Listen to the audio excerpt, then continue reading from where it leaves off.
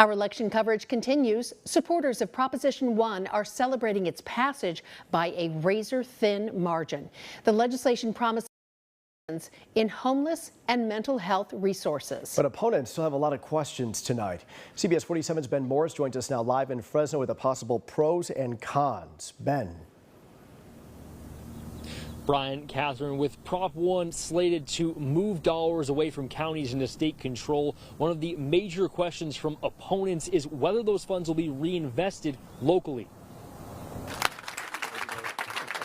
The victory celebration is underway for supporters of California's Prop 1, won by only 30,000 votes in the March 5th primary. The ballot measure aims to provide 11,000 beds for severe mental health needs, invest $1 billion in veteran resources for those experiencing homelessness, substance abuse, or mental health issues, provides funds for additional mental health workers, and promises to expand community-based mental health and addiction services. It will be paid for with a nearly $6.4 billion bond.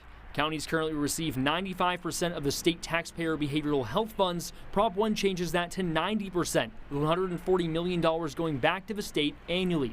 And that makes some county policymakers nervous. I look at places like Los Angeles County, where there's 10 million people, or Sacramento County, where there's close to 2 million people, or San Diego, where there's close to 3 or 4 million people. So sometimes the state's focus is on those population centers and not necessarily here in the Central Valley. Homeless advocates say 11,000 beds spread statewide won't do enough. 120 beds, 200 beds in Fresno is just not enough to even start the program here. Let's get the beds.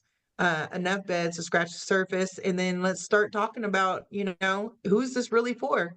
Just the unhoused, or is it the housed also? Fresno Mayor Jerry Dyer told us last week he believes Prop 1 will make a real difference locally and statewide. It's easy to call in and complain about homeless people in the middle of the street or in your neighborhood or in your park. But what do we do with those people? And what's important is that we have facilities for them that they can be placed into. The governor's office also responding to my request for comment on clarification about who would be eligible for resources under Prop 1, and they tell me that treatment provided for behavioral health and substance abuse would be available to anyone, not just the unhoused, if funded by Prop 1.